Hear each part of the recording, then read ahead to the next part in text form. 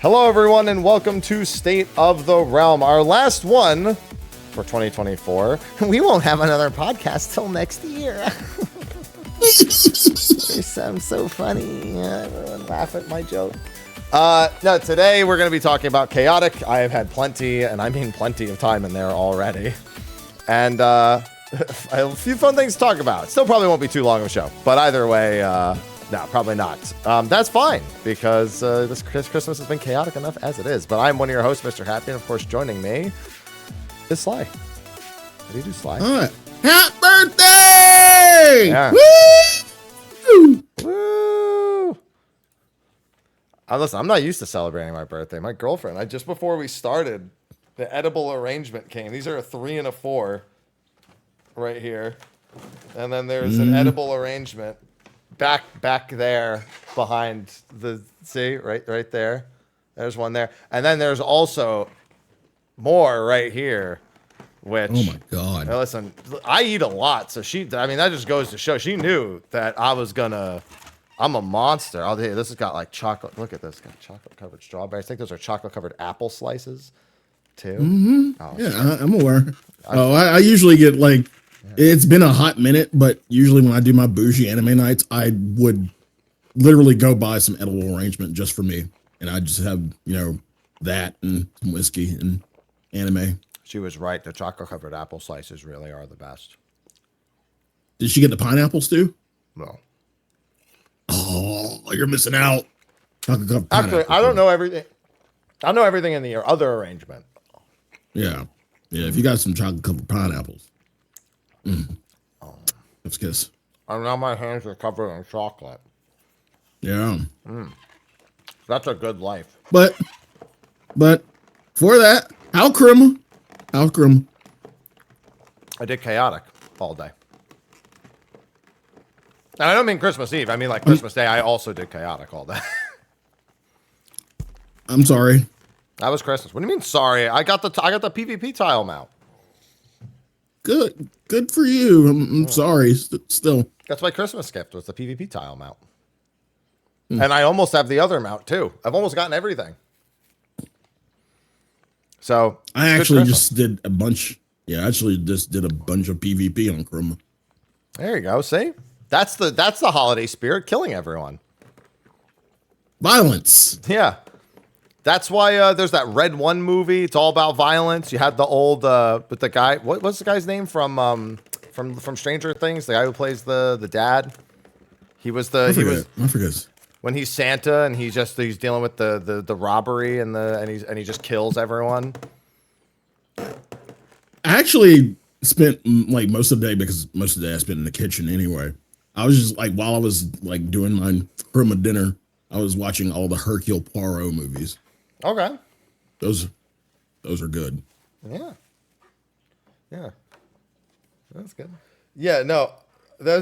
I can't remember. No, it wasn't J.K. Simmons in the one I'm thinking of for Christmas. No, that's with Red 1. Red 1 is the one with J.K. Simmons. No, there's another one. J.K. Silent Simmons, Night. yeah. That's the one. Silent Night's the one with the guy from Stranger Things. Yeah. That's it. I can never remember that actor's name. He's also in a bunch of other stuff. Yeah. Those are true Christmas classics. Those and Die Hard, obviously. And War in the Pocket if you're a Gundam fan. There you go. All right.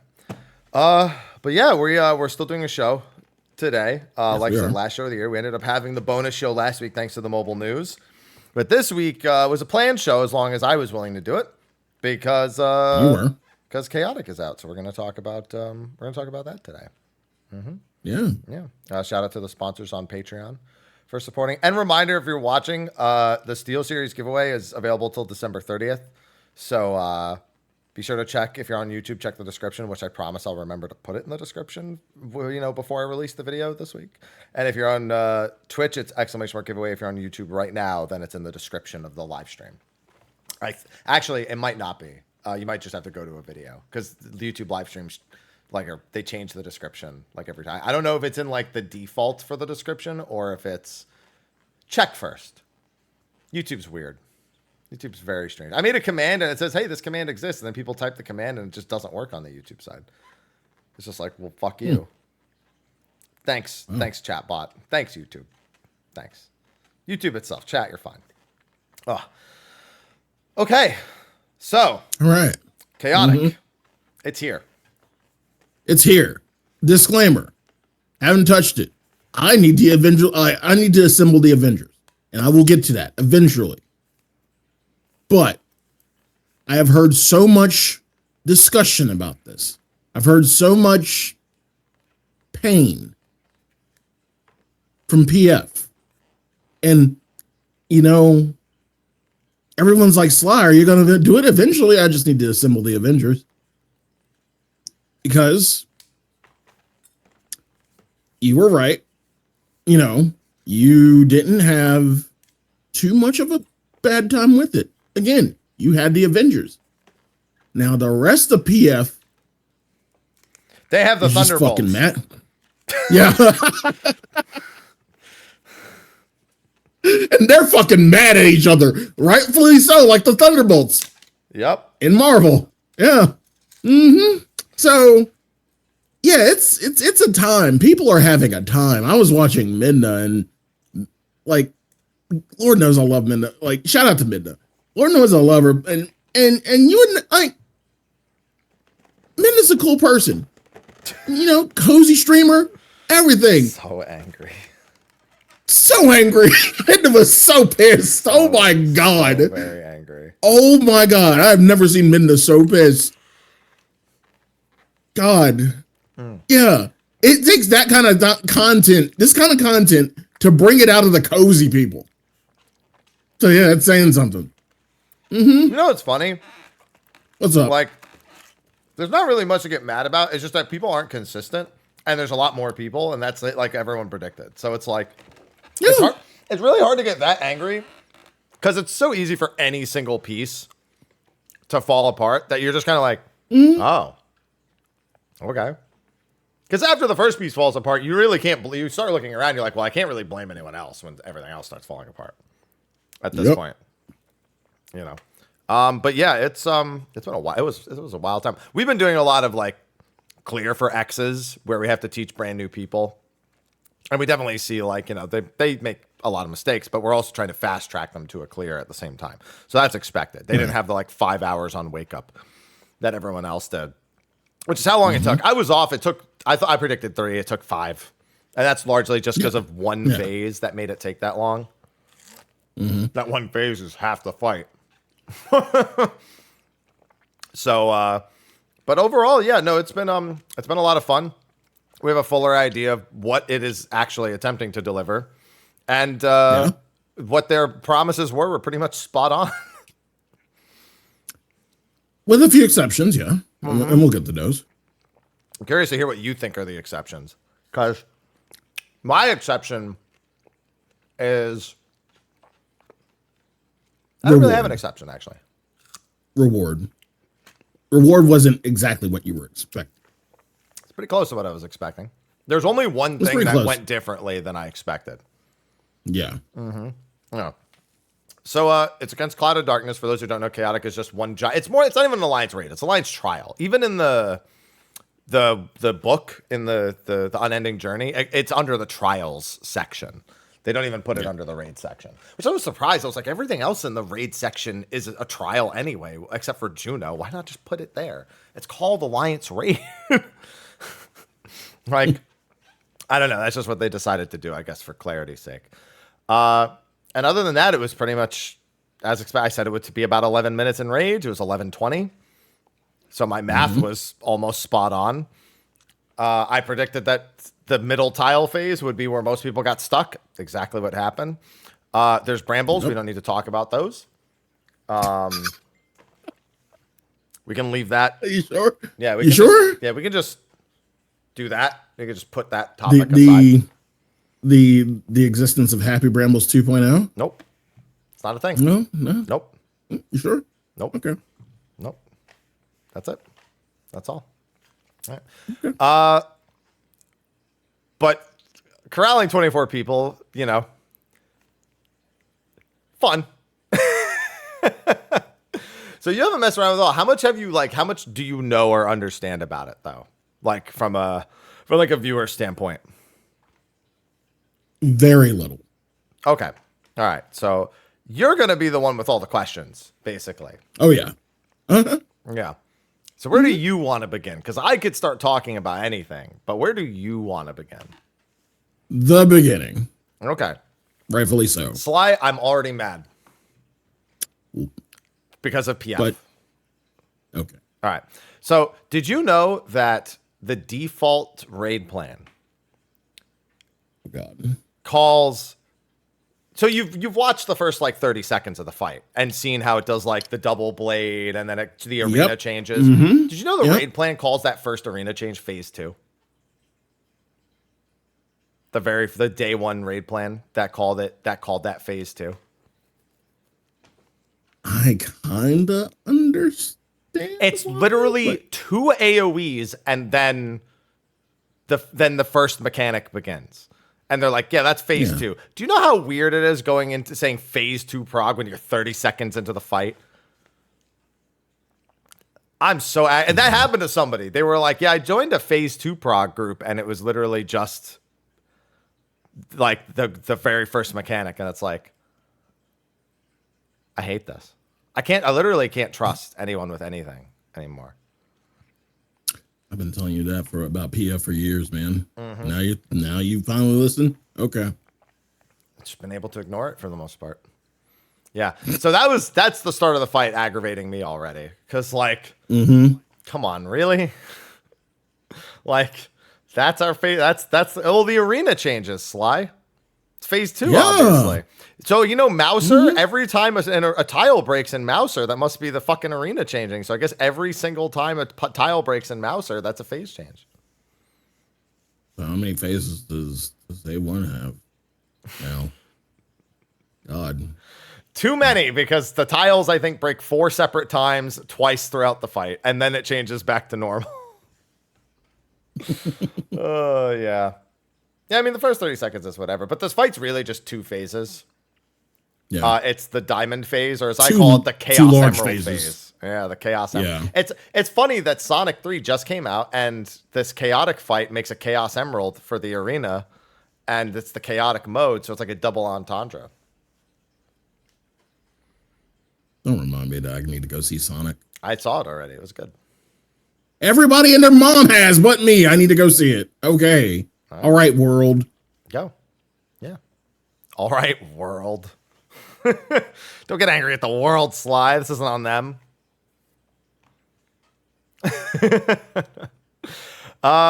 Yeah, so we get into that phase. So how do you want to begin with that phase? Because this phase it defines the word chaotic.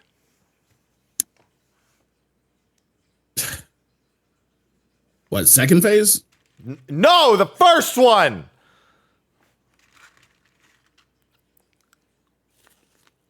I'm sorry, I had to do it one time. I'm sorry. Yeah, okay. From the beginning. I'm sorry. Good thing I have food in front of me to stress eat. Yeah. All right. What do you want to know? I mean, well, the first phase is pretty. I mean, looking back at it, the first phase looks not that complicated. It's not. It's not. The first phase is a lot of people needing to just pay attention. It's what we call eyeballs the phase. Right. Because effectively everyone's given debuffs and the boss cast abilities, and you just have to do them. Like you need to learn what each of the things does first. Like you need to understand how the debuff works. That obviously takes a few pulls to figure out.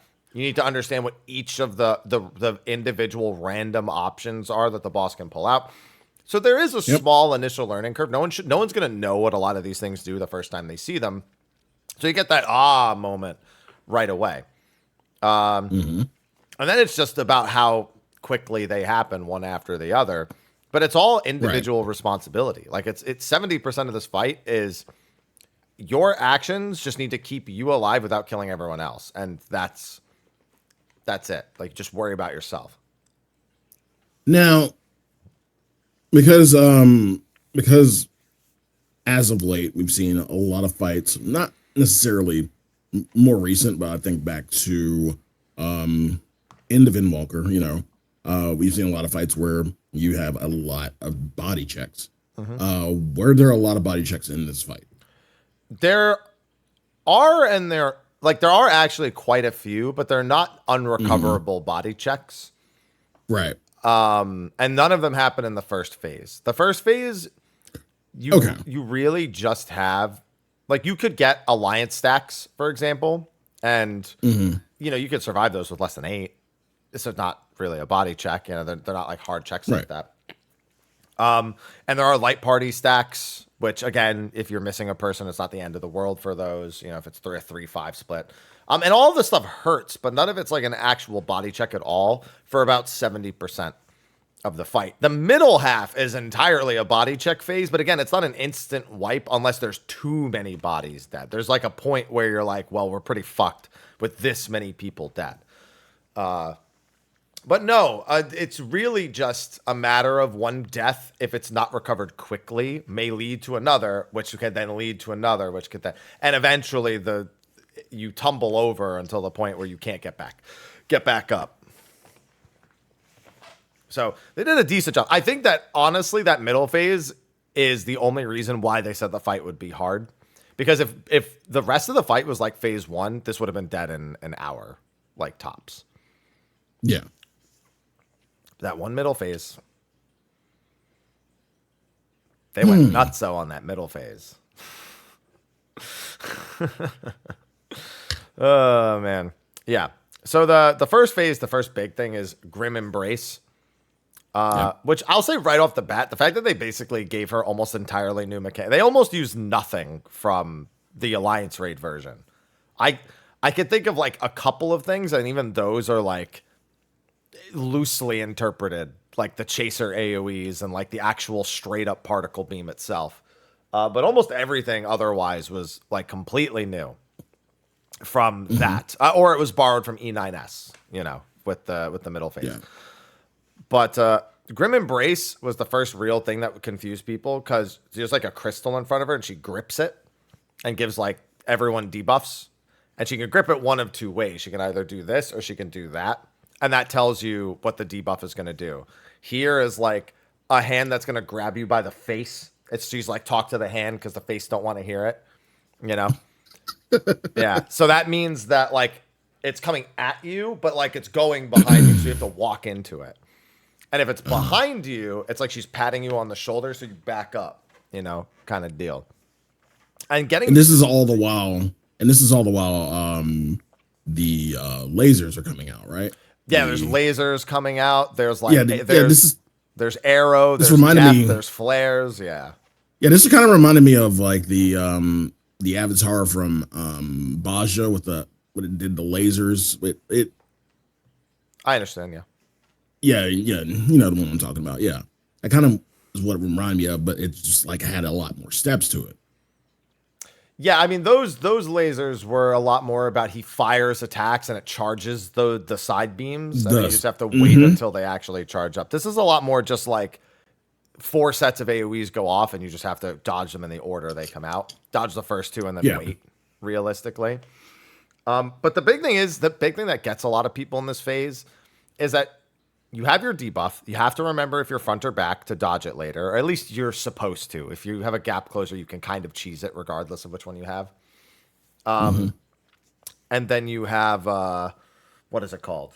And then you have the boss casting something. So like you have these lasers going out, and then the boss starts casting flare, and there's still 2 lasers left, but the flares are already out.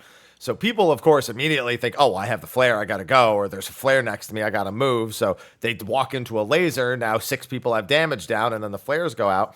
And these flares hurt, by the way. They took some of the shit we said personally. I can tell, because we've been making fun of flares for like 2 years now, because they keep making flare markers that don't need to be taken away from the group. Top, you didn't need to take them away from the group. Sphene, you didn't need to take them away from the group. We just stacked that shit. We're like, oh, you're part of the stack now. Great. And they took that personally, because these ones fucking hurt. Even the person who has them can just die outright. So, wow. Yeah, these are if you're listening, Square, that's how much damage flares should do. All right? That's how much damage flares should do. They should not be stacked in the group. and ignored in Ultimate. All right? Wow. But you have to watch your debuff, the timer on it, the lasers, and the boss cast bar all at the same time and know what the solution is to all of them. Those are all just mental checks. They're not like, oh, everyone needs to dance a specific way or everything, but it's like, it overwhelms people who are brand new to it, who are just like, I can't keep track of all of that. That's too much. You better get used to it, because if you want to do it, that's the very first thing that happens. That's part of phase 1. One. Yes. Yeah. But that also is almost the entire phase. Like that, what I just described right there is pretty much the next like 2.5 to 3 minutes of the fight. It's just, as long as everyone keeps track of those things, nothing really like different happens. Like this, the one big thing is the boss stores an attack away for later, arrow or death. Mm-hmm. And people tend to forget which one that is, even though I just say knockback resist. I like knockback resist, don't be in the middle of the room.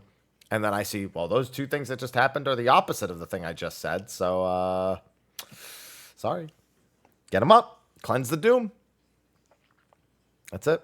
That's it. There's a lot of dooms here. If you make mistakes, there's 5-second dooms to cleanse. There's so many memes going around about people like just getting dooms every pull in like Party Finder and never learning. It'd be like somebody being like, they like have a doom over their head and it's a picture of them like begging for Asunas.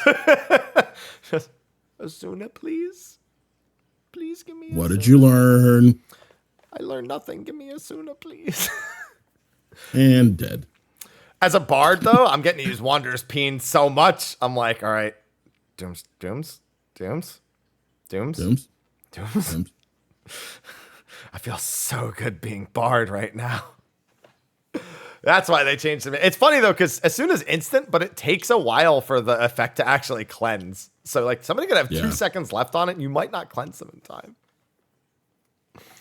Unfortunate for them. But it is chaotic, man. I've seen. It's literally the namesake. Like, if we had a normal 24-man that operated like this, dude, we'd be sunk. In a heartbeat. Even with like complete recoverability, I would be frightened to do this if it was like even close to this in the duty finder, even just this one part. If this works, and like we'll get to your opinion on like how you feel about it in the end. If this does end up working, you know we're eventually gonna get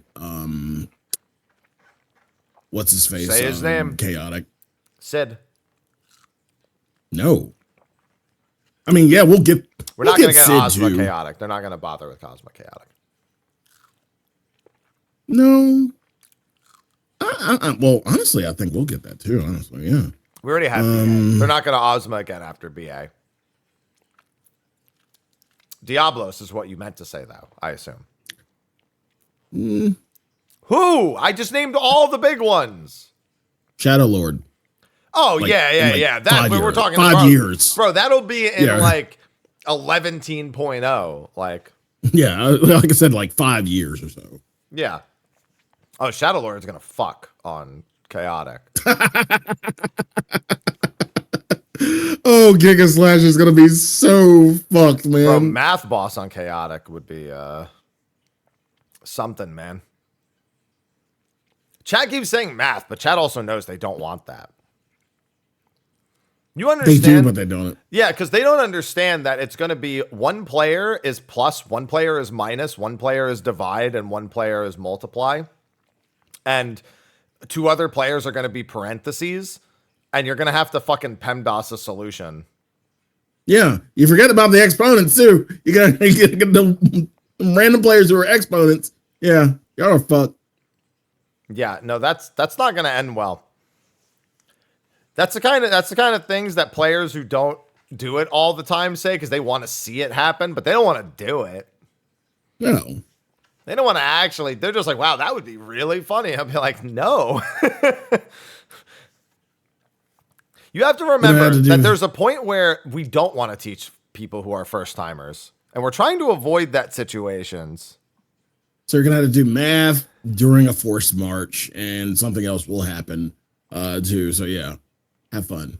Midna just DM'd me, and I'm gonna read it to What you. happened? Fuck, I'm 2 minutes late to the time I wanted to say happy birthday. It was Mr. Happy Minute 2 minutes ago on the West Coast.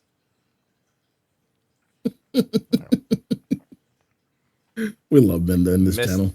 I've gotten plenty of Mr. Happy Minute. Like I had an East Coast one, and I had Zeph in Australia do it last night when it was still the 26th for me. It's Mr. Happy Minute on Mr. Happy Day. Thanks. Jesus Christ. But that literally is 70% of the fight. Like I'm not even kidding. Like there's two different patterns. Like you can get a break or you can get the alliance stacks, and that's it. Like it's strange because it's one of those things that sometimes we criticize when they do that, when they repeat a phase at the end.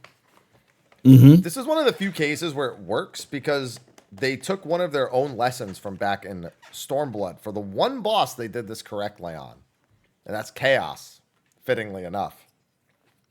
Where the first half of his fight and the second half are the same, but the order of them, it's like it's all different mechanics, but either phase can happen first or second. And that's what happens here because there's just two different patterns you can get.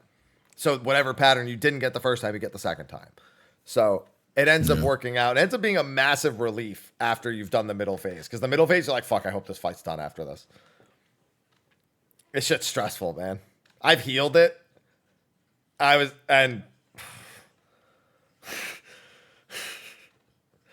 never, if somebody who's a healer does shot calling and screws up, I'm never, ever saying anything about it ever again.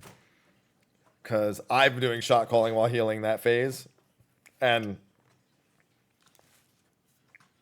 I'm going to have an aneurysm thinking about it. Jesus Christ, dude. Oh, yeah. Well, let's kind of move into the third phase. Shut the fuck up. I knew you were going to do it too. Sly, by definition of the arena changing being a phase, wouldn't that be the fourth phase? Because the arena goes back to normal and then transforms again. You're right. Yeah. Fourth phase. I'm sorry. Yeah. Yeah. But yeah, let's talk about second phase then. This is where the magic happens. This is where, you want to call it magic, I guess. This is where we get PvP. This is Ozma cooked hard on this phase. It's funny because everyone keeps arguing about which job is easier to get, and nobody actually agrees on what the easier assignment is, to do the PvP tiles or to do the outside. Because in my experience, the outside causes the first wipe, but the tiles cause the wipes later. Yeah. And see, going into this, like getting all the info in the coming weeks, I never even realized there was an outside ring until, the actual fight. Yeah. I was like, wow. Okay, that's new. Yeah, you need that. Huh. That's important. Yeah. Mm-hmm. It sure is. This was just trying to figure out, why is anyone being targeted for anything here? You're like, how is this targeting this person? How is this targeting that person? And honestly, it's kind of impressive to see. You can tell they did a lot of back-end coding to make sure that certain locations are under threat by certain attacks, even though there's actually no set target for who should be receiving the attack. Like, clearly the fight's designated to look, I target one person on that outer platform, one person on that outer platform. I target one person in this corner, like it knows it's like broken up into 6 programmed sections of the arena. Yeah. Which is a very interesting way of doing the targeting, because you just don't end up, the worst case scenarios aren't as bad as they could be if it was like full random. Which I think they know, because if this was full random like top, nobody would be doing this fight. Absolutely no way. It'd be nonsense. Absolute nonsense. Now, another thing, is it me or did they give y'all a little bit more leeway on PvP tiles than they did in the actual Savage? So yes, they did. It takes 43 seconds for a tile to go away if you're just standing on it. Yeah. Whereas in Savage, it was like, what? I want to say 12? Yeah, it's somewhere around there. Like 12 or 18 or something.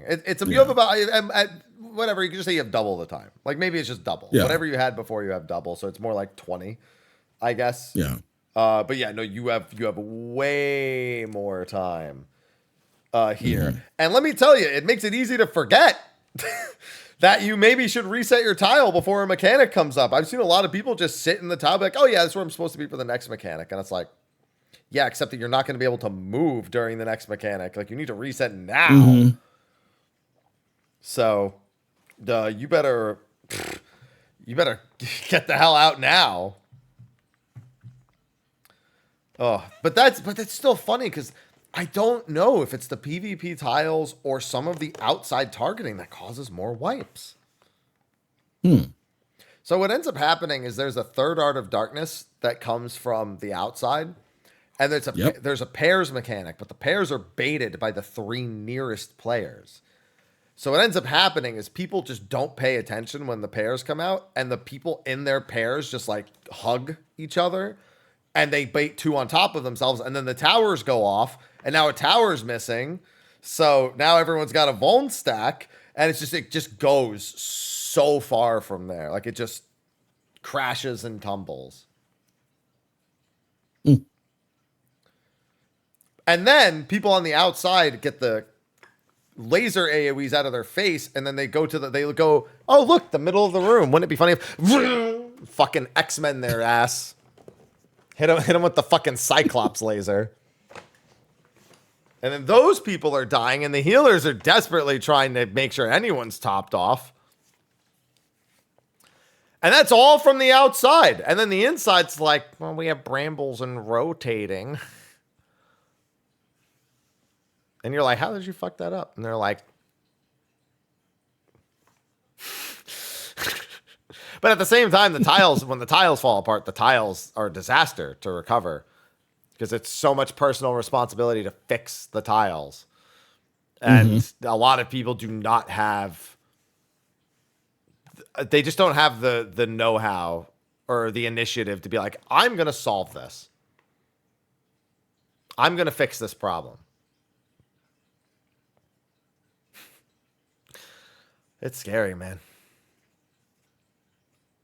Scary. Yeah. Yeah, it's very scary. Yeah. Yeah. It's really fun, but it's very scary. How much into that second? Have you actually watched like the whole fight? Yeah. Okay. Yeah. One thing that really caught my eye during the phase was the it may be like very, I say minuscule, but the Idol of Darkness movement that you have to do. Which thing? Where the Idol of Darkness movement. Remember in Idol of Darkness where you had to aim your thing to where you would get like, the teleport? Well, the teleport is completely optional here. Generally, if you have a perfect run, you never need it. Ever. It's only to fix mistakes or if people on the outside accidentally step into it. You shouldn't ever need it. So it's not needed. No, the only thing you use that for is if you're someone who belongs on the inside and you need to go back in. Like if you die, you get resurrected off the PvP. Your body gets placed on the outside, even if you die on the inside. If your body falls, I should say. If you die to damage, then you just stay there. So if you get resurrected on the outside, the only way back into the middle is to use the portals. Ooh, that just makes me think of a question. Another question. So you know how bodies take up space, right? Normally, like they still in certain fights they still account for mechanics, even if they're dead. Does that ring true in this fight as well? If you have dead people, you're fucked on some things. There's nothing you can do about it. Like there's a spread mechanic that targets 24 people. If there's only 23 alive, someone's getting hit twice. So you literally just have your tanks invuln and hope one of them gets doubled up on. Yeah. That's the solution. Anywhere where there's a mistake, if your tanks haven't invulned yet, you basically have your tanks invuln and just hope that it works out. Because there's it's recoverable. Like, here's the thing. The fight's super recoverable, and because of that, Picto's not a very popular pick. Everyone wants Red Mage. It gives you a lot more leeway. Yeah, this isn't an ultimate or a savage where it's like, maybe it all falls. Don't get me wrong. If more than one or two people make a really bad mistake, if you have 3 towers missed because people were just not doing things correctly, probably dead unless you tank LB3. And funnily enough, if you tank LB3, you might not be in range of your whole alliance if you're not close to the center of the room. So how bad are tower misses when we're talking about maybe one person out of the tower? One tower miss What's is needed? Negligible. You don't care about a tower. One tower miss. It's like everyone gets a Vuln stack, which kind of sucks. The tanks probably get it the worst with that Vuln stack because their autos actually do a lot of damage here. And there's a lot of autos. Everyone else just doesn't really care. It doesn't matter. 2? Okay, survivable. That's fine. You're probably down to about half health. As soon as it gets to 3 or more towers, you better have been over prepared for it because it's such a fucking disaster. Yeah. I was asking because going back to Sphene, those tower misses were wipes. Pretty. Yeah. They're outright wipes in Sphene. It's literally 10 million damage there. No, they knew not to do that here. Thank God. They knew that this is not targeted towards. It's not being made for 8 people. Is the right way to put it. They know that 24 people being completely perfect should not be required for this level of content. That's all. That's the main thing that they know. I laugh because it's what we signed up for, and I'm not saying that it should be highest level savage / ultimate difficulty, but I was kind of expecting some bullshit like that, honestly. We were told what difficulty it would be, and for once they actually got it correct. Most of the time when UCP gives us difficulty, we're like, yeah, okay. Yeah, okay. Sure. Yeah. Sure, Jan. Yeah. Sure, Jan. Sure. Well, I'll believe you when I see it. No, they pretty much nailed it right here. I will say that if the second phase didn't exist, this would be easier than your average extreme. Because the first and third phase they're not even extreme difficulty. They're barely even, they're like BA difficulty, which is not in my opinion. Which is what you said, the third phase is what, a repeat? Yeah, it's a repeat of the first. It's whatever pattern you didn't get first. So it's what Chaos and other fights like Chaos, yeah. Or they would just swap. Yeah. Fry. I'm just because I got apple in my mouth. Listen, my girlfriend got me all of this, and I'm hungry. Oh, that was the last apple. They're already gone. I don't know if there's any in the one in the back. I just get the whole thing, the whole show, the whole fucking arrangement in the back. Just peck off of it the whole time. Yeah. Yeah. Yeah, no, but they got the difficulty pretty much spot on. The first and the third phase, which are the same thing. Yeah, I wouldn't even call them extreme difficulty, those phases. They're not. They're literally, you get a debuff. There's lasers in the back of the room. And the boss casts one of 3 abilities. Bruh.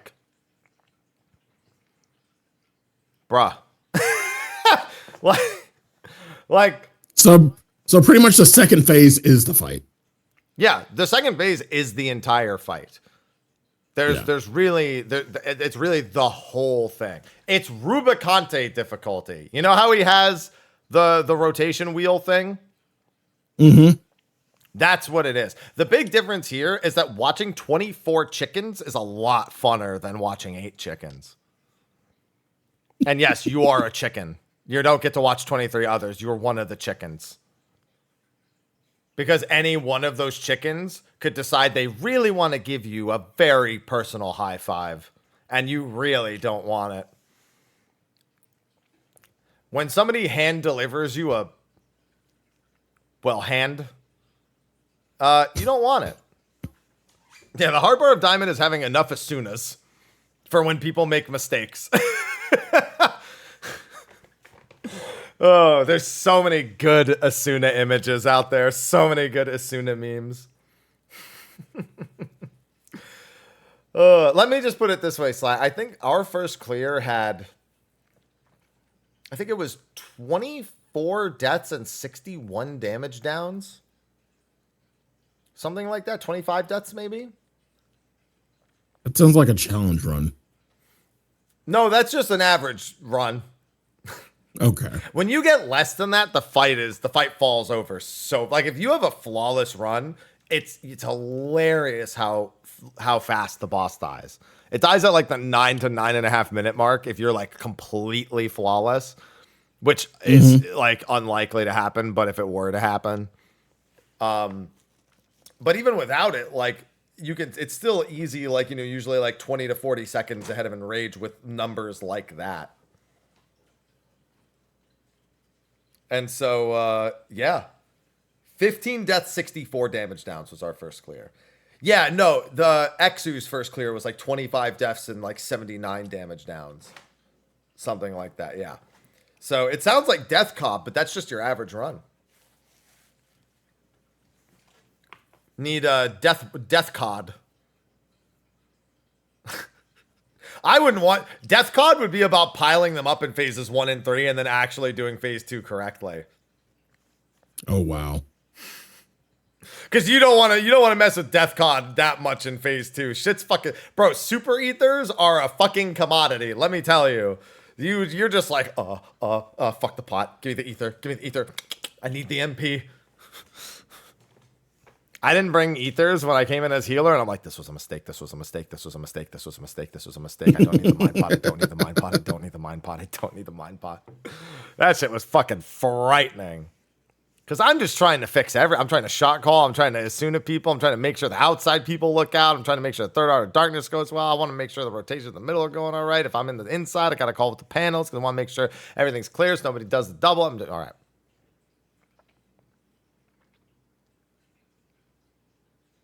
And you chose to do this on Christmas.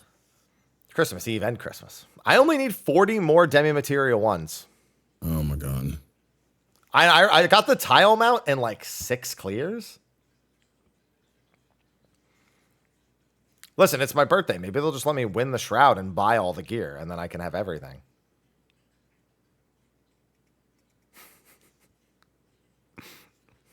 That is a possibility. Yeah. Dude. As we were doing it, raid plans and stuff started circulating as we were progging, as we were doing it. Oh, Lord. And I looked at one of them, and in all caps, it just says, Happy Brambles, question mark, exclamation mark, question mark, exclamation mark. And it's a clip of just our team doing our Bramble strat, and I'm just like... That was probably the most prog we had, was figuring out how the Brambles worked. And like what to do with the Brambles. That was probably the majority of our prog. And then people dying, but you know, that happens even on clear runs. Mm-hmm. And it's something they cooked. They really cooked on the boss design here. I didn't know they were gonna cook that hard. So going back to I guess 1, difficulty, and 2, fun factor. How do you feel about the balance overall in the fight between the two? I think the right balance is somewhere between phase 1 and phase 2 for future ones. I think phase 1's too easy, and I think they should have stuff like phase 1. I think it's it's fun, it's frantic. It's teachable enough that like players who even screw it up frequently can still get pulls and reps in to try to get better at it, but without tanking the entire run. Most of the time, if you're a flare marker and you drop that shit in the middle of the room, everyone's dead. You're not living. So that's about the only exception to that phase, which makes it a lot more approachable. It's a lower barrier for entry. But the second phase, second phase by their own admission was harder than they wanted it to be. Remember, they said that they had planned for this to be extreme difficulty, and it ended up being closer to an entry-level Savage. And they're right, it is. And that's probably a step too far for what this should be on average, because I do think you need it to be a little less intimidating, to the idea of clearing to be a little less intimidating for this content. Only a little bit less intimidating. Like I said, a body check or something here or there, that's fine. But just the way that phase is constructed, with the players being split, with the targeting being really ambiguous on a lot of stuff, and how precise some of the movements can be, even if they're recoverable if someone makes a mistake, that's like the only thing. They probably stick to something a little easier than the tile phase. And that's probably the right. And I think they will. Again, I don't think that they meant for this to be this exacting, even if it is recoverable. Mm-hmm. So again, I'm trying to think of like, where can they go from here? Because like you said, and like, going back to the whole chaos thing, like we got bored of that quick. We got really bored of them putting, one phase in the beginning, and it being interchangeable, and that was the fight. Like, you learn to fight in a couple of pulls, essentially, if you got lucky and you got different phases in first. So sort of, though, but here's the thing: chaos is the one time where that was actually okay, because no matter what, you were learning the whole fight by doing the first half of the fight, but you weren't doing the same mechanic in phase 1 and in phase 2. Where Stormblood really tripped up was they kept doing the exact same phase the second time, where there was no differences. Like Neo X Death. Kefka only repeats at the very end, but Final Omega after Hello World 2 is another example. Like, that's what Stormblood was really harped on for, was just literally copy pasting the first half into the second half. Chaos didn't do that. So it's like the one way that works. And I think that's why I don't mind this here. I think it also has to do with the intensity of the middle phase. If the middle phase was less intense, I would not want the first phase to repeat again. But I don't know. I think they actually nailed it here. This is like the one case. No, I only know a few people who are like, oh man, a repeat. Most people were like, oh, okay, no, we got it. This is clear. It's more like, and then it could still go wrong. Don't get me wrong. You can still, like, again, if a flare is in the wrong place, you will fucking murder everyone in that third phase. So it can still go wrong. I've seen it happen. But for the most part, I actually think they nailed that particular, like, design. Yeah. Yeah. You taste the clear. You're like, all right, boss is low enough. We got this. Yeah, everyone does the last phase worse than the first time around because they see the clear. It becomes a choke check in a sense. Oh, wow. Yeah. Let's see. I said Shadow Lord. I think an even better, an actual, because we've never had a council fight raid. So. Oh, you mean the Archangels? Yeah. No, so the Archangels, I totally see them doing one for, because it's they even acknowledge the reputation Divine Might has in original 11. While you can't really compare the two games exactly. No. I think everyone who played 11 immediately thinks, oh, Archangel. They don't even think Shadow Lord. They think Archangels. And they don't think Archangels and Shadow Lord, because they don't think of them like together because of the lore. No. And I don't either. But no, just Archangels on their own be something. That would be, like, there's so many moving parts to it, and that's why I think it would be a fun one, because, like, it's not just it's just there's 5 things going on at once, and then the middle, you have the middle where it's just, the middle's actually a little bit calmer, and then it gets back to chaotic again. I mean, I can already see things like a lot of things that make sense there. Like, you have Cross Reaper, which is the chaser AoEs, and you have to kite them into the guillotine behind the Taru while getting into 3 alliance stacks for Arrogance Incarnate. Followed by a Cross Reaver that goes through the middle section there while Galka is doing Mekio.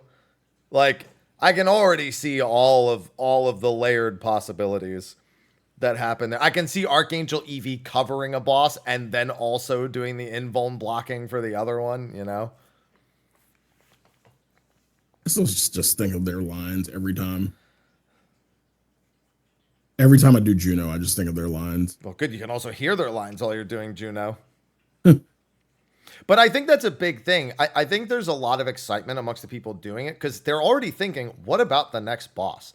That means people want to see the content again, which means the content's effectively, even with a little bit of bumpy road stuff, it is a hit in a sense. Like when I think of VNC dungeons, variant Criterion. Yeah. When we got the first variant, people asked, where do you think the next variant will be? They were like, that to me says that even if there's things they could do better, people were like, I like that they did this. Now let me think about the next one because that excites me. Yeah. Criterion, everyone was like, I want another, but also give me rewards. You know, like that was the problem there, you know? Yep. But with variant for like the average player, a lot of people were like, oh, dude, I love being able to like play it right on server up and learn the pads. And, you know, like there's all these like rewards. I've got minions to collect and like all these other things. Like there's a lot of people who at least like it enough that even if they want to see it be better, they want to see it again. And I think that's basically what's happening here. Yeah. Whereas with Island Sanctuary, everyone's like,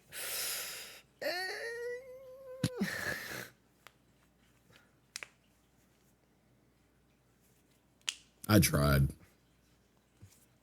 You tried? You tried to do your Island Sanctuary? Mm-hmm. I gave it the good old college try, and nah, fam. Nah. Sorry, I'm checking when we're actually starting today, because I thought we were going to start early, but I don't remember. For Chaotic. Like earlier, we've been starting at 5 p.m. every day, and then like filtering new people in. First time bonus. We love it. But no, what is there left for you to get though? I need the Shroud of Darkness mount, and I would like to get the minion and all the gear. There's some new BIS pieces in there. I picked up the head, which is, I believe, BIS. I know it's BIS for Dancer. I don't remember if it's BIS for Bard and Machinist. Probably is. If not, it's like so close I can just wear it anyway, you know? And not to mention, I get enough stuff I can sell a hairstyle. I bought the days I could sell a hairstyle. Hairstyle drops outright too. How much are you talking I saw people sell it for 100 mil the day it came out, the hairstyle. Ooh. I saw some people sell it, depending on the server. I saw some go for 50, 75, 90, 100. I've seen a handful of things. And then what else is there? The minion only drops from the fight, and it can be sold. It can't be bought with demi materia. So that means it's probably going to be a very expensive minion for a very long time. So you're right. This is a moneymaker. And that's the big thing that Delubrum was missing. There's no money to be made. Like BA still makes money. Like if you get a conditional virtue, it's fantastic. But even if you don't, you usually walk out with a few $100K. How much is conditional virtue? It's millions. I don't know exactly how much, but he's very like how. Yeah, I'm saying how many millions are we talking about? I don't have the market board up in front of me right now. But 10 millions. I don't know if it's 10. If I the most I would guess is like 7 or 8, but I don't know. That's not bad. That's not bad. I don't know, but I don't know. That's like a lucky round of maps. So that's not bad. I did sell a Figmental Coffer the other day, so I'm feeling good about that. Hell yeah. 5 people got Figmental Coffers last time I did it. It was a good last time I got. Oh, it's only 700K on. Oh no, conditional virtue's not worth that much anymore. He's only worth a few $100K now. Oh damn. Yeah, he's gone way. I mean, there's so much BA. I didn't realize that he was worth that little. But either way, effectively, BA can make you a few $100K to a mil if you run it and you get a few decent drops. And that was the thing. DRS, everyone's like, well, this is fun, but like, I don't really care about the rewards. It's, it's like Criterion in a sense. Oh, right. Conditional Virtue comes from the Gamba box now. I forgot. That's why. The Stormblood Gamba box. I totally forgot.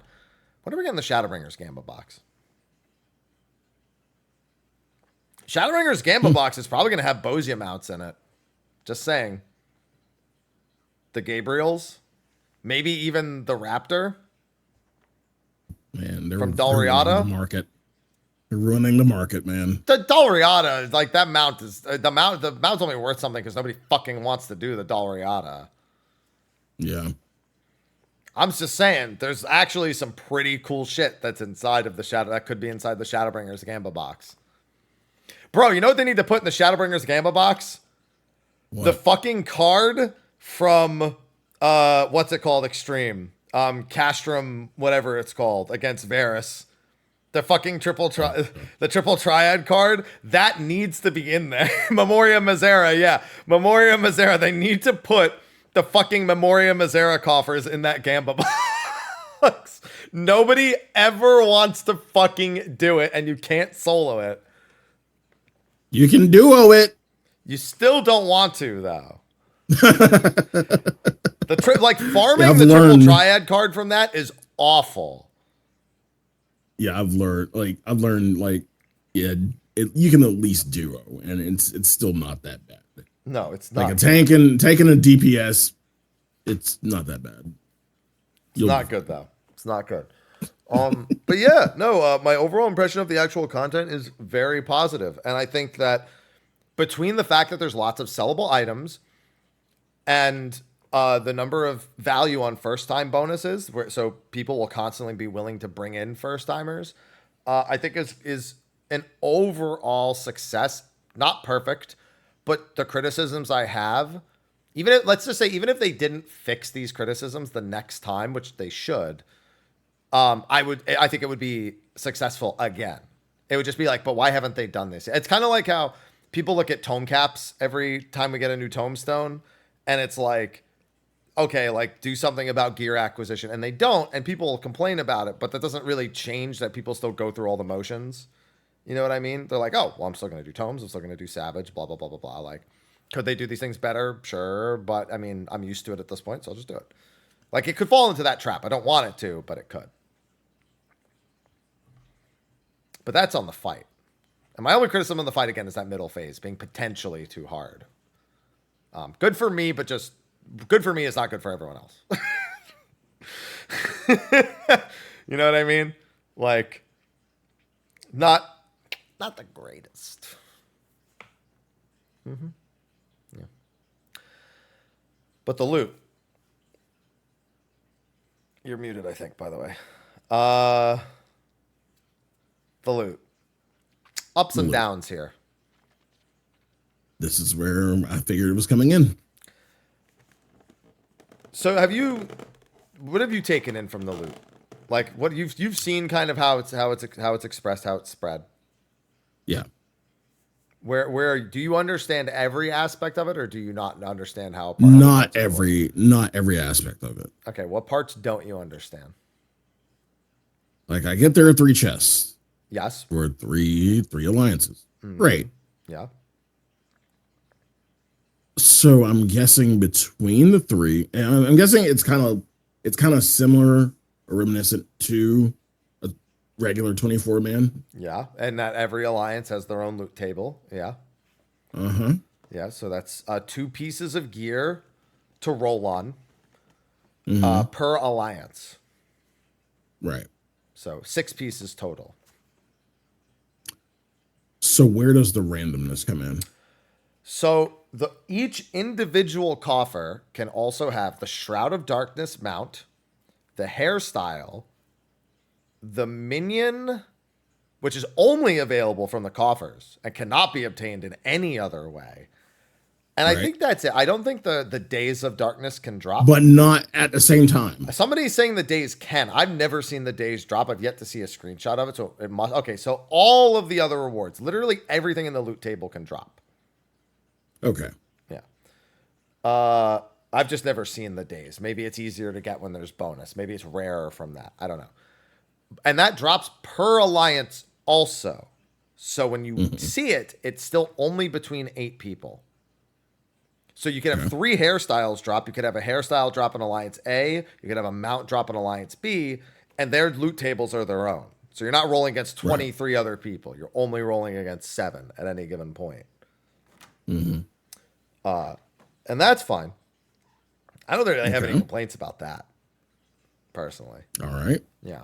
Maybe a third coffer. Like maybe just I'm too greedy and I would like a third armor coffer. Like if they were going to do anything, like honestly, there's you have to run it so many times. Like getting the coffers from just beating the fight, you get a full set from beating the fight 6 times.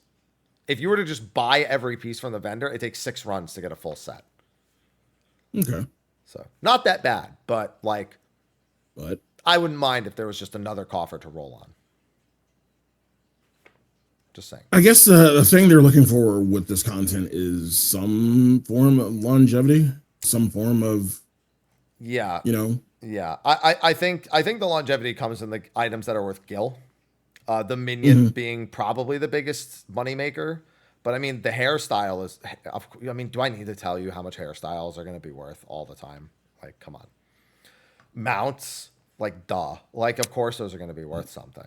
And I think that the Days of Darkness will become, depending on how much this is run, the Days of Darkness might become way more valuable over time. Right now, I would, if I had to choose between selling an item, I would sell the hairstyle. I think more people want hairstyles than they want a PvP tile mount, personally.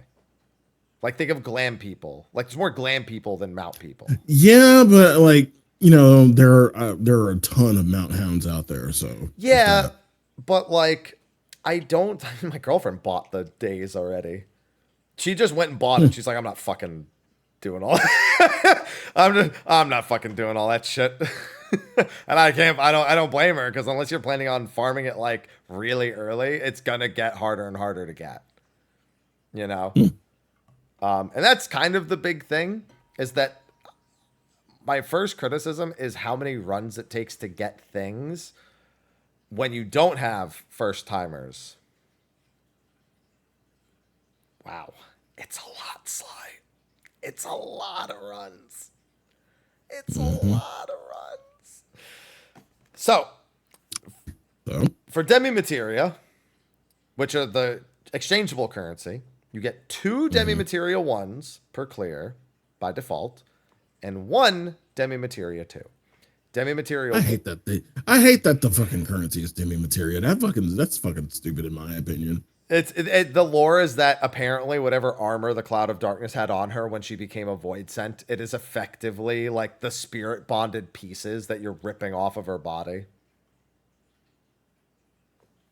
So 2 demi-materia 1s. So what can you buy demi 1s? The armor, head, hands, and boots are 2 each. So 1 run is a guaranteed head, hands, or boots. It's 3 for the body, legs. 12 total. Like I said, 6 runs for a full armor set for a job. Cool. The mount is 99, which is in line with Extreme Trials, and 50 runs, which is also in line with Extreme Trials. But, Sly, I said 2 by default. Okay. If you beat the fight when it's in bonus, which they did add the limited time bonus, there are bonus demi-materia. Okay.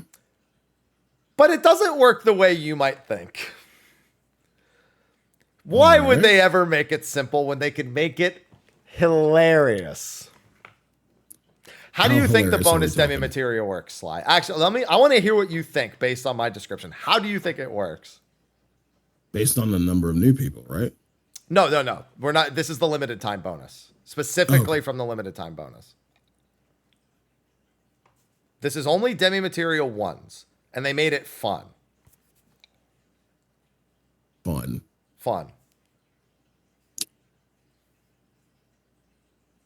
Does it like pick a random number? No, the number of the bonus you get every time is the same. In a way, kind of. How would they make it fun? Tell me. So, when you open the coffer, there are 8 bonus demi-materia in the coffer. So, that's your next hint. Per alliance. There's 8 bonus demi-materia. Yeah. So you open it and it just There's 8 demi Eight materials. in just in individual 8 or in stacks of like Eight individual ones. Okay.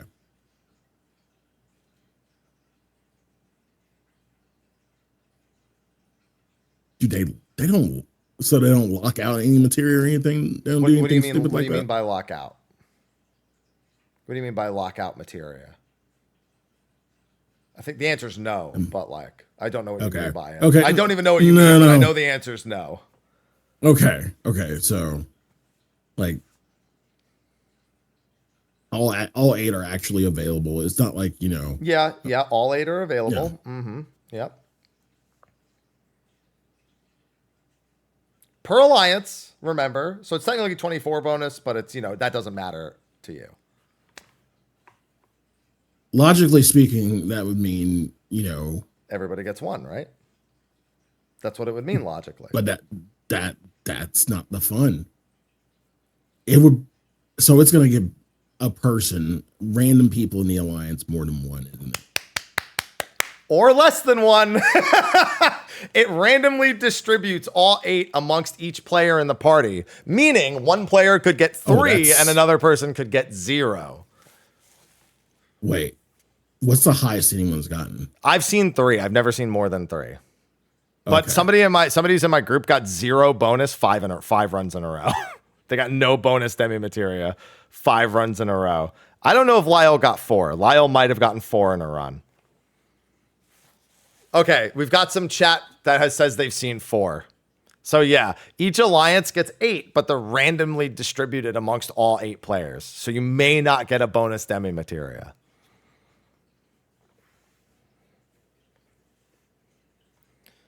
Bro, that's fucking stupid.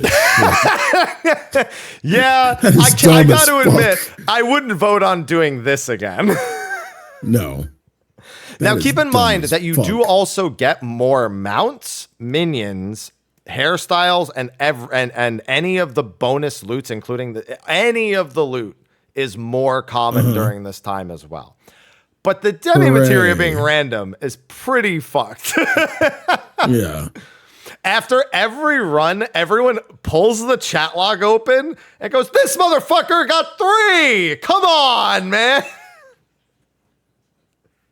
I mean, what can they say? Sorry? I mean, it's not like they attempted to. Dude, Lyle got like 2 back-to-back runs. He won the Shroud of Darkness and then got 4 bonus demi materia afterwards.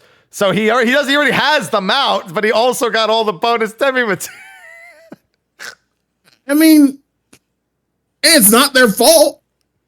No, but like you can't really blame them. Like the system clearly, nobody's gonna agree with the system. Yeah. Right. Yeah, so it's a fuck system. Yeah, I think everyone agrees. Just giving everyone 1 or 2 bonus, probably 2, is the ideal. 2 makes the most sense because it cuts your runs in half if you're willing to do it during bonus time. Mm-hmm.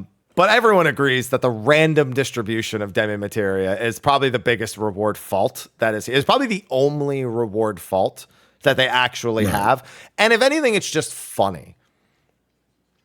Because it's like, doing 50 runs of a 10-minute fight is exactly the same as doing 50 runs of a 10-minute fight when it was an extreme. The difference here is it's 24, so it's a little bit more stressful to try to get 50 runs in, right? Like, if there was no bonus, then people would just be like, man, 50 runs is a lot. And that would kind of be the end of it.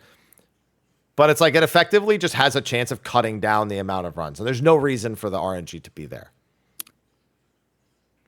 And kind of like we talked about beforehand, in creating the parties for this, I'm guessing you are actively, like most people are actively seeking the bonus, so they're rotating people out to kind of get that bonus. Sort of. Like, you never want to just kick someone to get a bonus, because then that person's not getting. We genuinely just wait until somebody says, "Hey, I gotta go," and then we go, "Does anyone have someone with bonus?" Because getting consistent runs where you don't have to teach someone new is obviously just as valuable in a lot of ways, because it could take you the amount of time to teach someone new as it takes for you to just clear it again with the group that's already re-clearing. Like even though they're worth more, but what you don't do is, hey, we have an open spot, only get people who know what they're doing. You're like, okay, we'll bring that person in. And what our Discord has been doing is they'll even pull them into individual chat channels and individually coach that player through the mechanic. So it's like, oh, you got, the back tether. So, when your timer runs out, go back. And then they'll be like, okay, your timer's about to run out. So like go to the wall and look outward. And then now backpedal a few steps or gap close or something, as soon as your debuff hits 0. So there's been a lot of that behavior with new players. I don't know how it is in the other Discords. I just know that that's what our Discord has been doing. And it's generally worked out really well. We'll pull in like 3 or 4 new players at once, so we get like 8 bonus. Oh, I haven't even covered that. I only covered 1 bonus mechanic, by the way. The new players are each worth 2 bonus Demi Materia 2s per person. So on the first clear, day 1 with 24 new people, we got 49 Demi Materia 2s, which, by the way, was enough for the hairstyle. That's why everyone sold it almost immediately. Yeah. So, but it's only 1 for the whole run otherwise. So it's 1 or 1 plus 2 per person. So if you don't have any bonus people, that's 49 runs for the hairstyle. So you can see why we want bonus people. Because that's a lot. And that's my second criticism. I think they should have made the hairstyle 25 and the mount 50 for Demi Materia 2s and made it 1 bonus Demi Materia per person. That's my other. I think that 75 for the Deus mount, even though the Deus mount can drop outright, I still think that's a little steep, personally. Maybe that's just me, though. Maybe because, I mean, I got the days in like 6 runs. But like the problem is eventually there's not enough people with new player bonus. Everyone's going to be forced to do, 25 runs, 50 runs, whatever to get a reward. So that's how I think of it. It goes to show, I think they really considered the limited time bonus was going to be the main incentivization for some people to go do it, because the drop rate increasing is it works 2 ways. You are increasing the odds of getting the stuff that the Demi Materia 2s give. But I think they went too steep on what happens if you don't have first timers. So that's my other criticism. What's actually there? Sure. I think the full 730 gear works. I personally would have liked it to be 735 or have an extra materia slot. I think at this point, you might as well. The next tier is going to come out in a few months and this gear won't matter for anything. It won't even be Frubis in 0.3. But the mounts and the sellability and like the value, everyone's having fun making money, dude. Everyone always has fun making gil. Ain't nobody gonna say no to gil. Bro, people are selling their first time bonus. They're like going into PF and being like, want to sell first time bonus 10 mil per person. So they make 230 mil and then they just buy them out. They're not gonna sell for more than like $1 mil a person in the future, but like saw some of that shit day 1. Yeah. People know they're valuable. You know what it reminds me of? What? Back in the old days, like the anima weapon and even the Zodiac a bit, but not as much with the Zodiac. Farming people with first time bonus, like being level 60 and then looking at someone with a first time bonus, be like, yo, you want to carry through coil? You need to do all 12 coils. You never did coil. You want to do coil? Because you want to collect that 1,200 bonus tomes to do your anima weapon with, to like save your sanity. So shit like that comes to mind, and I'm like, that's good. I like when I look at somebody as fresh meat. Fresh money. Yeah, give me that fresh meat, that fresh money, baby. So, yeah. They I think they cooked for the most part. A few flubs here or there, but I think an overall success. Time will tell. The problem is, do these discords, do these groups, do they continue past this initial week? Do they continue past the new year? Do they continue when a patch gets close, after patches calm down? Is it going to actually be like BA or DS or DRS? Because it is harder, and it doesn't have as much carryability as those do, even if it does have some. Yeah. So that's the question, because it can, and that's where I think the second phase being its current difficulty is a potential concern. But I mean, they could easily get that right the second time.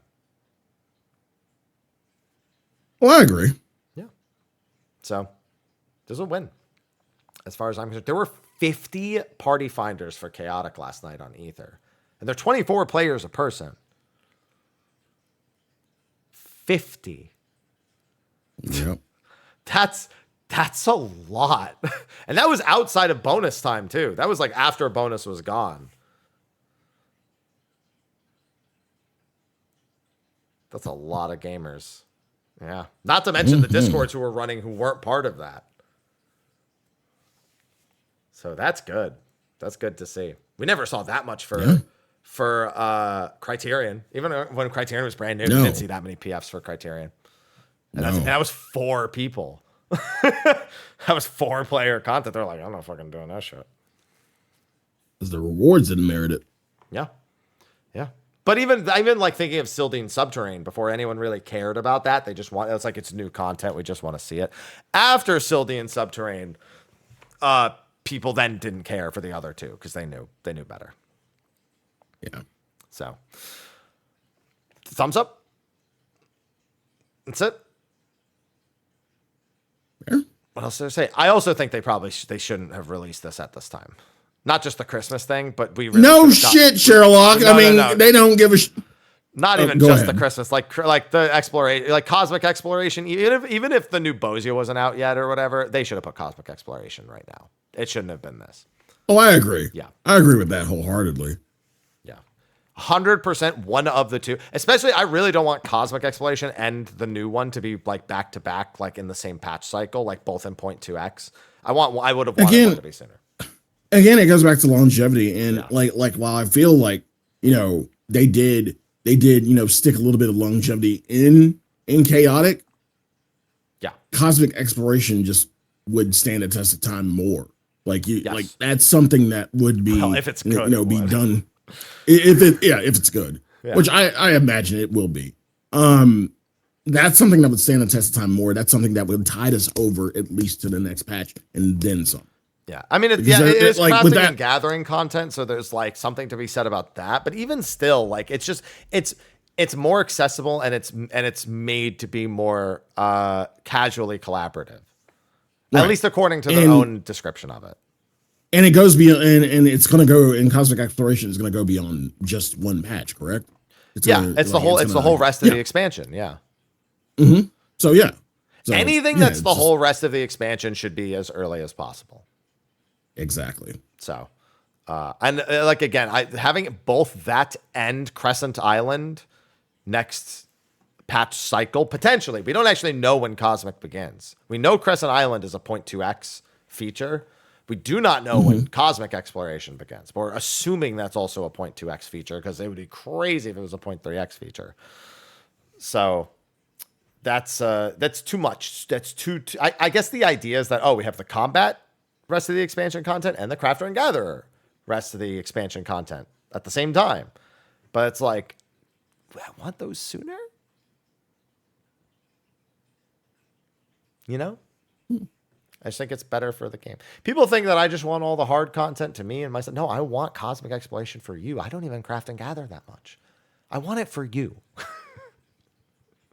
This is me criticizing them for you. I will take Crescent Island earlier, but I think Cosmic would have been the better choice earlier. You know why I think they didn't do Cosmic earlier? Why? I think they want the next crafting gear, the 0.2, whatever the 0.2 crafting gear. Because I know there's it's like, was a new left side in 0.1, a new right side? Left side.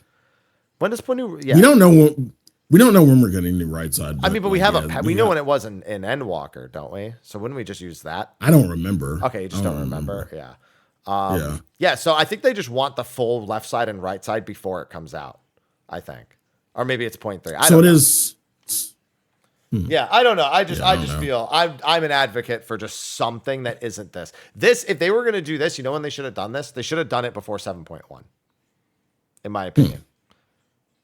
And then unlock Savage at the same time, you animals. Yeah. I actually think they're afraid of unlocking Savage and having Chaotic at the same time. I genuinely think they're afraid of the idea. I think they genuinely feel like if they unlock Savage, then Chaotic dies. Even with them trying to incentivize it, I think they don't want to do that.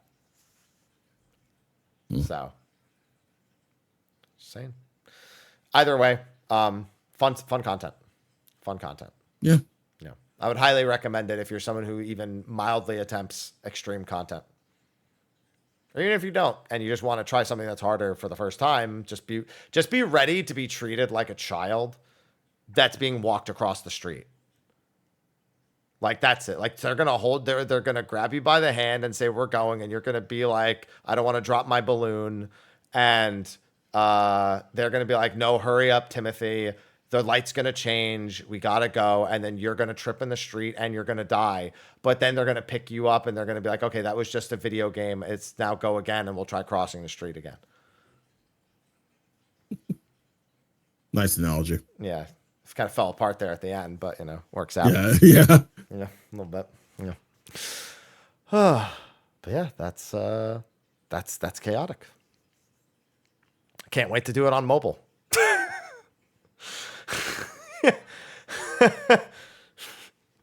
It's gonna be great. We're not tying these two together yet. Like let's give it a few years. Listen, gotta get started ASAP. Gotta start mentally preparing for it ASAP. All right. Nah. But that's the show. That's the show. Yeah. Before we start going into our outro, Sly, since I have you, yes, I figure a birthday / New Year toast is in order. Oh yeah. Since I will not be able to give you the toast, okay, Sly, I'll admit, I at one point contemplated not having the bottle at my desk and being like, "Oh, you want to have a toast?" and then leaving and coming back with toast. I'm glad you didn't do that. I heavily contemplated the making that decision. And I feel like you hearing it now, you're like, that makes sense. I'm glad you didn't do that. But think of what if I put the toast in the whiskey and then I ate the toast? No. I'm sure someone out there don't ruin your whiskey. But think of how good the toast will be. So I have Oban. I've never had it. It was one of the more expensive bottles. It was, not super expensive, but more expensive than most of the other stuff. So. And I have Joseph A. Magnus Cigar Blend, one of my unicorn bottles that I've been looking for years. I have the regular Joseph A. Magnus. Could have got Murray Hill special release. Missed that and found this in the wild in Virginia. So I consider myself incredibly lucky to get this. And I consider myself incredibly lucky to know this man for as many years as I have. So normally, look, well, I guess I'll do it. I'm covering my face with the edibles. No. And I guess I'll do a toast. There are tall ships, there are small ships, there are wooden ships. They sink. The best ships are friendships, and to those ships, we drink. Cheers. Well, that's interesting. It's a lot different than all my other ones. I've had a lot of Japanese whiskeys in recent time. That is very different. Hold on, I need one more. Yeah, Oof. I had this the other night. Definitely goes well with a cigar. I will say that. It is a definite cigar blend. That means they stick cigars in it. It's made of cigars. No, there is a small, like, little tobacco note in there, but yeah, it's got a lot of sweetness on the front end, little spice kick in the middle, and then that warm hug going down, that warm Kentucky hug going down. Yeah, this one's like it's all in the back of the tongue. Oban, like the front of the tongue doesn't really like it's just kind of smooth, just kind of wets the palate, but the back of the tongue, it's like gives you that little sear.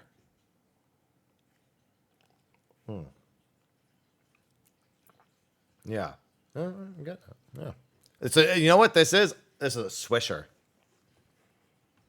When I swished it, Swisher? it changed a lot. Yeah. I just moved it like along the tongue instead of just drinking it. Mm-hmm. I had to coat my entire tongue with it to get everything instead of just drinking it like a Good viscosity. drink. Good, yeah, good mouthfeel. Yeah, good mouthfeel. Yeah. Yeah. I have to do shout outs for Chaotic. Good thing I'm not drinking a whole lot yet. I don't have to be fair, but I choose to. So I still got 2 more bourbons to try tonight. oh boy. You're having more bourbon than I am on my own birthday. Oh, you know what's funny? So I forgot to mention this while we were still talking about Chaotic, but Mr. Ozma was going around Twitter and like commenting on a bunch of stuff, and then his daughter drew Cloud of Darkness. His like 5-year-old daughter drew, and it's the funniest thing. I was like, his daughter drew it. It's so nice. I forgot that we followed each other because he doesn't like use social media very much. So I saw it and I was like, wait, Right. I know this man. That's Mr. Ozma. Balloons. Balloons, yay, 34. I realized that you are the same age as my little brother. Maybe I am your little brother. Yeah. Yeah. Clearly the resemblance is uncanny, right? Mm-hmm. Yeah. Yep. Yeah. So it's all right. We're brothers on the inside. Mm-hmm. There you go. That works. That makes more sense. Considerably more. All right. Well, this was the last show for the new year. Yeah. So, hell of a 2024. That's my toast is thank you for also being a very good friend and always keeping a lookout for me and checking in on me and all that stuff. And it's been another pleasureful year with you, Sly. I'm glad we got to see each other at Media Tour this year. Even if you got white girl wasted like half the nights. I didn't. You listen, Sly, you had a lot. you might function, but you had a lot. Everybody else had more. Like, I was just being a host. I don't believe that for a remote second, Sly. I was just being a host, a good host. Sly, you had your shoes off in the lobby with a bottle. I was comfortable. Look, I was comfortable. I had my sweatpants on, had my slut shirt on. I was just fucking That's comfortable. right. You did have the slut shirt on. I forgot about that. I forgot about the slut shirt. I spotted you from a distance. Yeah. With the slut shirt. Yeah. I was just fucking comfortable. Yeah. Yeah. You sure were.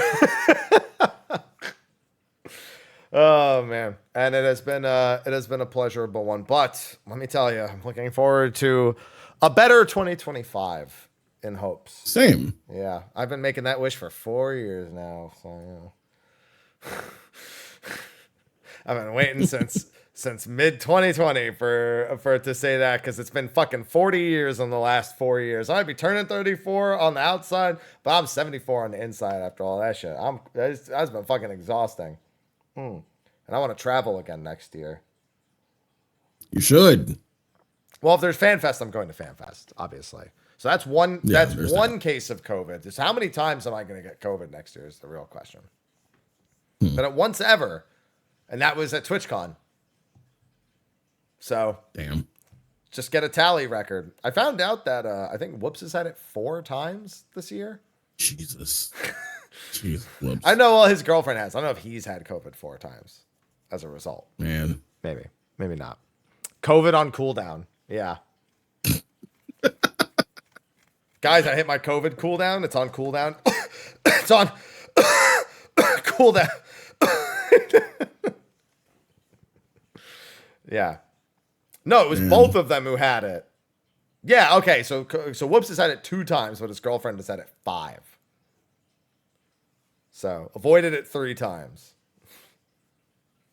There you go. Bruh. That's CD stands for cough down. There you go. Oh man, yeah. Good luck with all that. We'll see how many times I get it next year because I do want to do some traveling. Yeah. It's been a great December, so I'll be off to a good start. I have tons of free flights for next year too because I canceled TwitchCon, and I have miles from my credit card. So the good old pay for everything with a credit card, but then pay it off immediately, so you get the free points. Yep. Yep, that was my strat all year. So I actually have a few free trips probably next year that I could take. At the very least for conventions if I wanted to. Like Vegas will be if FanFest is in Vegas, I hope it's in San Diego for the love of God. That'll be free. Please be listen, Square, I know it's already booked, but please let it be in San Diego. Please let it be in San Diego. Please.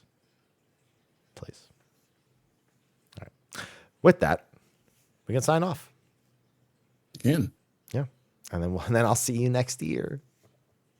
I made that joke at the beginning. I'm making it at the end. It's so good. Why don't you do your usual sign off or any special sign off you want to do for end of the year, Sly?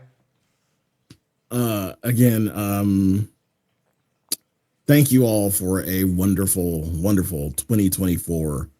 At the beginning of the year, I said, 2023 was, okay, and I wanted to make this year better. And I feel like I did, but I couldn't have done it without all of you. So thank you so much for making my 2024 wonderful. Usual outro. You can find me at twitch.tv/Sly, aka Gray Fox. You can find me on Twitter at Sly, aka Gray Fox. What do I have coming up? Yes, WSOY will have a New Year's Eve event. We'll be bringing in the new year. House got renovated. Gonna be a big thing. There will be info on it up on Twitter and on the socials tonight. So be on the lookout for it. On Twitter, it's like a Gray Fox. Thank you so much to all who came out when I was on the front page on Chroma. It was fucking crazy. Chat forced me to take a vacation. So I will be taking a vacation sometime in January. I'm going to Kentucky for obvious reasons. And it's going to be fun. What obvious reason is there to go to Kentucky? What's in Kentucky? Chicken? No. Bourbon? There you go. There you go. Yeah. So yeah, I'm going to Kentucky for my vacation, and I'm going to have a good time. And thank you, chat, for forcing me to take a vacation, because last year they had to tell me to take a vacation, and I hadn't taken a vacation in 10 years. So yeah, there's that. But yeah, New Year's Eve party at the FC house. More information will be on Twitter and Blue Sky later, so be on the lookout, and I hope to see you there. Other than that, business as usual. I'll probably take a day off after New Year's just to kind of recoup, reset the batteries, and get back to it. So that's what's going on in my neck of the woods. Hamps, what's up with you? I have had a roller coaster of a 2024. Let me tell you, plenty of big ups, plenty of big downs, but I am on a high right now. I've got a girlfriend sending me amazing gifts, obviously, that are much larger than I expected. These balloons were spotting those from a mile away. Instantly put a smile on my face. It's been a very good year in terms of content, stream, YouTube. Plenty of games played, plenty of experiences had. Finally got to do a little bit of traveling. Got to see people at Media Tour this last year for the first time. Gotten to hang out and do content with a bunch of new people, like the guy, like Garrett and Kyle, for example, who we are going to have on the show at some point. We were waiting for them to get caught up, and then holiday season happened, and so after the holidays are done, we will be having them on as guests, just to do like a hangout / interview style show. So that's I think Garrett hit me up on Twitter like once, I think. So yeah. Yeah. So, we've had plenty of good opportunities, plenty of ups, and it is ending on a high note. So definitely. I thank to everyone for a good 2024. And as far as a nice chill birthday. I don't do much for my birthday. I'm used to just combining it with Christmas. And I don't even do that much anymore. But then I got all this, and it's like, oh look, I have a birthday again. It's a 3. It's so large. Look at how big. It's the world's biggest 3. But here it is. Ivy, where are you? When did you get in on this? Oh, is she afraid of the balloon? She probably was. She disappeared over into the bedroom, so she's not part of this. So, and thank you, of course, to you, Sly, for being you and all the good vibes and good shit. There you go. Cheers. As for me, Mrhappy1227, all the usual places. Going to be keeping up a lot with Path of Exile 2 next year. I haven't played it in the last few days because of Chaotic, but I have played it a lot in the past month. Plenty of RPGs. Breaches are fun. I got this ring for breaches that are so good, man. It takes any chilled enemy and shatters them like they're frozen, so I can kill about 40 enemies in one swing, and it is such an absolute pleasure. It's a lot of fun doing that. And then on top of that, other RPGs for next year: Trails in the Sky First Chapter Remake. I never finished Trails in the Sky First Chapter because I honestly didn't like the original very He's much. actually gonna play Trails. I played Trails in the Sky First Chapter. I didn't finish it because I thought it was boring, because the story wasn't very interesting, and apparently it takes God. But it gets better. But I'll play First Chapter when it's remade, and maybe that'll be the thing. Maybe that'll be the jump start that I need for that. Tales of Grace F, I think, is next month. Monster Hunter Wilds is obviously in February. You know, we're expecting like FanFest and expansion news next year. Dragon Quest 1 and 2 HD remake on top of, I just played Dragon Quest 3, and that was a lot of fun. And there's a lot of other projects we saw at the Game Awards, which is one of the best Game Awards we've had in years, quite frankly, that are all looking exciting. Expedition 33 is another really obvious one. So, yeah, there's a lot of really exciting single-player RPGs, ongoing experiences. 14 Mobile is going to be a thing next year to follow and report on, do shows on, do content on. So it's going to be a very interesting gaming year for 2025. And last thing, if you haven't seen Sonic 3, go see it. Thanks, world. You're welcome. You're welcome. But other than that, one last reminder, the Steel Series giveaway. If you're in the Twitch chat, ! giveaway. If you're in the YouTube chat, it should be in the description. If not, just go to my recent videos and you'll find it there. It is a Steel Series kit. Not the exact same thing. I actually have a Steel Series kit behind me with some different stuff in it, but there is a headset, an Arctis 5. There is an Apex Pro keyboard.